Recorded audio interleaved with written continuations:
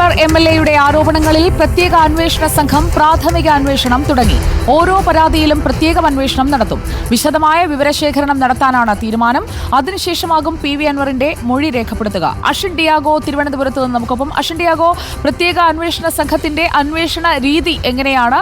ആദ്യഘട്ടത്തിൽ ഇപ്പോൾ പുറത്തുവന്ന ആരോപണങ്ങളുടെ നിജസ്ഥിതി പരിശോധിക്കുകയാണോ, അതോ പ്രാഥമികമായി വിവരങ്ങൾ ശേഖരിച്ചതിന് ശേഷം അൻവറിന്റെ മൊഴിയെടുക്കുകയാണോ? എങ്ങനെയാണിപ്പോൾ അവർ ആലോചിച്ചുറപ്പിച്ചിരിക്കുന്നത്? അഷിൻ.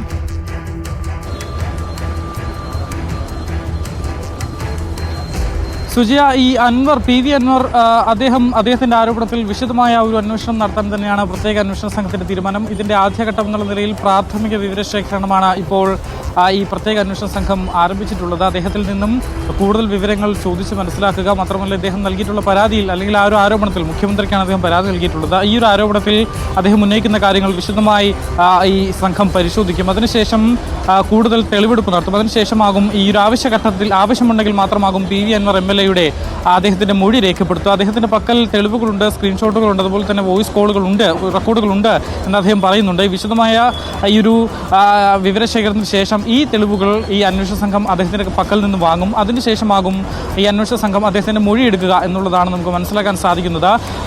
പല വിധത്തിലുള്ള ഗുരുതരമായ ആരോപണങ്ങളാണ് പി.വി. അൻവർ എംഎൽഎ അദ്ദേഹം മുഖ്യമന്ത്രിയെ അറിയിച്ചിട്ടുള്ളത്. മാത്രമല്ല, സുജിത് ദാസിനെതിരെ അദ്ദേഹം നേരത്തെ തന്നെ DGPക്ക് പരാതി നൽകിയിട്ടുണ്ട്. ഇതും ഈ ഒരു പ്രാഥമിക അന്വേഷണത്തിന്റെ ഘട്ടത്തിൽ ഇതടക്കം ഈ പ്രത്യേക അന്വേഷണ സംഘം പരിശോധിക്കുന്നുണ്ട്. എന്തായാലും അദ്ദേഹത്തിൽ നിന്നും കൂടുതൽ വിവരശേഖരണം നടത്തുക, ഈ ആരോപണങ്ങളിൽ അതിൽ വിശദമായ ഒരു അന്വേഷണം നടത്തിയ ശേഷം അദ്ദേഹത്തിന്റെ തെളിവുകൾ വാങ്ങിയ ശേഷമാകും പി.വി. അൻവറിന്റെ മൊഴിയെടുക്കുക എന്നുള്ളതാണ് നമുക്ക് മനസ്സിലാക്കാൻ സാധിക്കുന്നത്.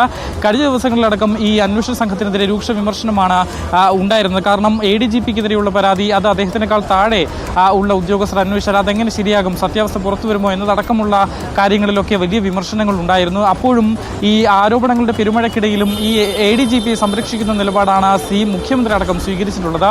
ഈ ഒരു ഘട്ടത്തിൽ മുഖ്യമന്ത്രിക്കെതിരെ പോലും പ്രതിഷേധം ആളിക്കത്തുകയാണ്.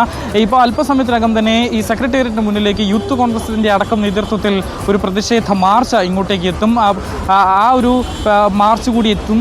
മാത്രമല്ല, ഇത് വിവിധ രീതിയിലുള്ള പ്രതിഷേധങ്ങൾ വരും ദിവസങ്ങളിലുണ്ടാകും. കോൺഗ്രസിന്റെ നേതൃത്വത്തിൽ നാളെ വലിയ രീതിയിലുള്ള പ്രതിഷേധ ധർണയാണ് സെക്രട്ടേറിയറ്റിന് മുന്നിലേക്ക് നിശ്ചയിച്ചിട്ടുള്ളത്. അങ്ങനെ വരും ദിവസങ്ങളിലും ഈ ഒരു കാര്യത്തിൽ പ്രതിഷേധം കൂടുതൽ ശക്തമാകുന്നു എന്നാണ് നമുക്ക് മനസ്സിലാക്കാൻ സാധിക്കുന്നത്. എന്തായാലും പി.വി. അൻവർ ഉന്നയിച്ചിട്ടുള്ള ഈ ഒരു വിഷയം, പി.വി. അൻവറിനെ ബന്ധപ്പെട്ടിട്ടുണ്ടോ? നമുക്ക് അറിയേണ്ട പ്രധാനപ്പെട്ട കാര്യം അതാണല്ലോ. പി.വി. അൻവർ തിരുവനന്തപുരത്താണോ അതോ തിരിച്ചു നാട്ടിലേക്ക് പോയോ? പി.വി. അൻവറുമായി SIT അംഗങ്ങൾ അല്ലെങ്കിൽ DGP സംസാരിച്ചിട്ടുണ്ടോ?